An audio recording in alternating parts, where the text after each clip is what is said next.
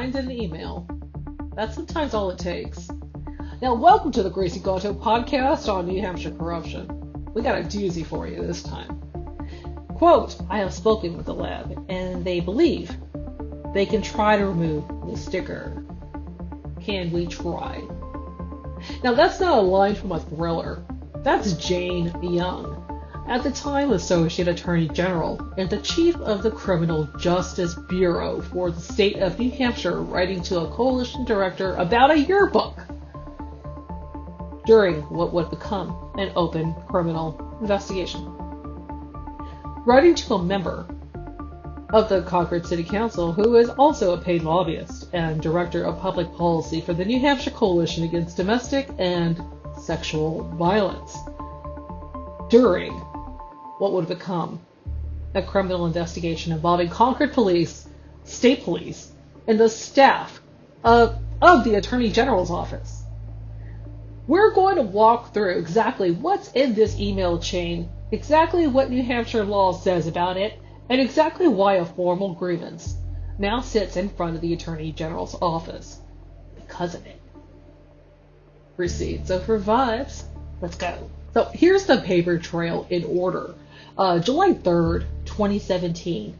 Jane Young, then Associate AG, Chief of the Criminal Justice Bureau, emails Amanda Grady Sexton about a yearbook.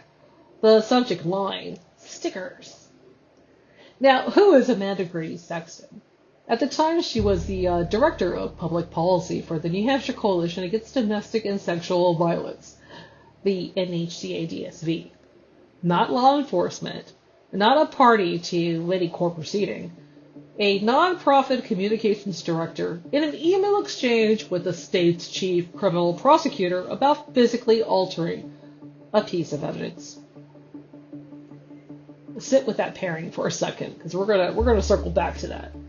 Now, Young writes that she's spoken with the state forensic lab, and that the lab believes they can try to remove the sticker from a St. Paul's school yearbook. She asks, can we try? Now, the next morning, July 4th, Sexton replies she'd be happy to drop the yearbook off whenever it is convenient. Copied on parts of that exchange, Gordon MacDonald is the Attorney General, now the Chief Justice of the New Hampshire Supreme Court, and Timothy Pfeiffer, Director of the State Police Forensic Laboratory. A few days later, on July 8th, Jane Young is quoted publicly, confirming that a criminal investigation into St. Paul's School was underway, and the yearbook itself is referenced in that reporting. Here's what the public reporting did not say. That 4 days earlier, the State Forensic Lab had removed a sticker from that yearbook at the request of a nonprofit's public affairs director, with the sitting chief of the Criminal Justice Bureau's blessing before that yearbook was ever entered into a formal investigative or judicial record. So here's the question sitting at the center of all of this. What does it mean when the object later cited as supporting a criminal investigation had already been physically altered by the state's own forensic laboratory at the request of an advocacy-adjacent private party, and that alteration was never disclosed? Now, this isn't me answering that question for you. It's already been formally asked in a grievance filed with the New Hampshire Attorney General's office by our researcher, citing this exact correspondence. The grievance points to a specific statute, RSA 6416, falsifying physical evidence. Here's the actual language. Quote, a person commits a Class B felony if believing that an official proceeding or investigation is pending or about to be instituted. He alters, destroys, conceals, or removes anything with a purpose to impair its severity or availability in such proceeding or investigation. End quote. Now, to be precise about what's actually being alleged here, because precision is the whole job, this isn't a claim that a sticker was removed to hide something. If anything, removing it exposed what was underneath. The question, the grievance raises is narrower and arguably sharper. Was the yearbook's original, unaltered state, the evidence as it actually existed, impaired by an undisclosed physical modification performed by the state before any warrant, subpoena, or formal chain of custody governed how that object was to be handled as potential evidence? Whether that meets the statute's bar is now formally a question in front of the people whose job it is to answer it. And there's a second layer here, and it's the one that keeps this from being a one-off. The grievance also raises a conflict of interest. Jane Young later represented Gordon MacDonald in his capacity as Chief Justice. Now, the same Gordon MacDonald who was copied on this email chain and who in his AG office role ordered the grand jury investigation into St. Paul's School to begin with.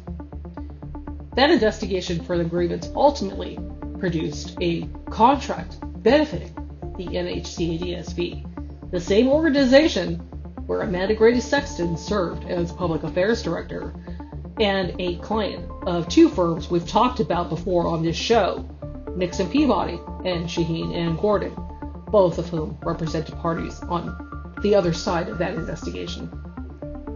Same state, smaller rooms, same names with different hats. Now, what we're not saying, let me be precise, because again, precision is the whole job. We're not telling you Jane Young tampered with evidence to hide it.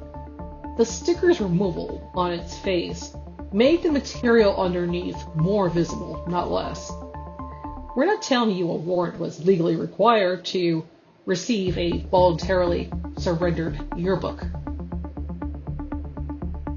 Concord police officer Sean Ford spoke to the Concord Monitor a little while before the yearbook incident. This is what he said.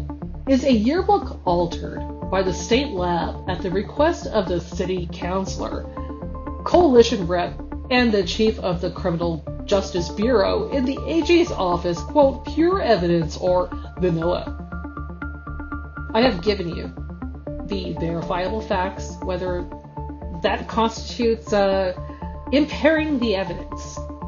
We'll see. What we are telling you is this. A private nonprofit affiliate requested, and the state's chief criminal prosecutor authorized a physical alteration of a potential evidentiary object performed by the state forensic lab before that object was under any documented investigative or judicial process. And when that investigation was later confirmed publicly, the alteration was not disclosed. Those are verifiable facts. Whether that constitutes impairing the evidence under RSA 6416 and whether it should have been disclosed to any subsequent defense is a question for the Attorney General's office. This is the Grace and Gato podcast, and we'll see you on the other side.